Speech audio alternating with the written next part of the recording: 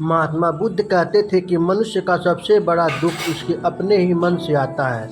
जब तक हम बिना सोचे समझे बोलते रहते हैं तब तक हमारे शब्द केवल बाहर की दुनिया को नहीं बल्कि हमारे भीतर की शांति को भी तोड़ते रहते हैं।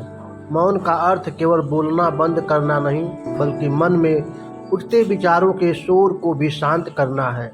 बुद्ध ने इसे सम्यक वाणी और सम्यक स्मृति से जोड़ कर यानी जब तक बोलना जरूरी हो तब तक ही बोलें और जब बोले तो सत्य, हितकारी और करुणा से भरपूर बोले।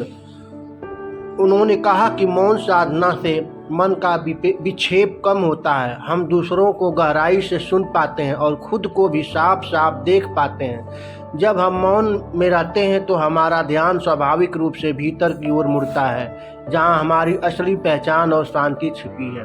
भारतीय दर्शन में मौन को मौन साधना या मौन तप कहा गया है। उपनिषदों में कहा गया है यत्र वाचो निर्वर्तन्ति, यानी जहाँ वाणी पहुँच नहीं सकती वहीं परम सत्य है। ऋषियों ने माना है कि शब्द केवल संकेत है लेकिन सत्य का अनुभव मौन में ही होता है। गीता में भगवान श्री कृष्ण ने मौनम आत्म विनिग्रह कहा। मौन का अर्थ है इंद्रियों और मन का नियंत्रण। पतंजलि योग सूत्र में भी चित्तवृत्ति निरोध को योग का लक्ष्य बताया गया है और यह तभी संभव है जब विचारों का शोर थमे। मौन मनुष्य को ऊर्जा बचाने, विवेक जगाने और आत्मबोध को पाने का सबसे सरल और सीधा साधन है। मानवीय दृष्टि से देखें तो मौन हमें अधिक संवेदनशील और दयालु बनाता है। जब हम कम बोलते हैं तो सुनने की क्षमता बढ़ती है और हम दूसरों की भावनाओं को गहराई से समझ पाते हैं। मौन हमें प्रतिक्रिया देने से पहले सोचने का समय देता है, जिससे अनावश्यक विवाद, क्रोध और कटुता कम होती है।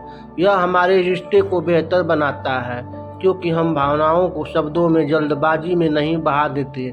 मौन हमें आत्मनिरीक्षण का अवसर देता है, जिससे हम अपने दोष और गुण दोनों को पहचान पाते हैं और धीरे धीरे भीतर का अंधेरा दूर होता है। महात्मा बुद्ध और भारतीय ऋषि दोनों इस बात पर सहमत हैं कि मौन केवल बाहरी आदत नहीं बल्कि आंतरिक अवस्था है। जब भीतर का मौन आता है तब बाहर के शब्द भी अपने आप कम हो जाते हैं और जीवन एक नई दिशा पकड़ लेता है। यह मौन हमें भीतर की उस गहराई से जोड़ता है जहाँ करुणा, प्रेम और शांति का असीम स्रोत बह रहा है।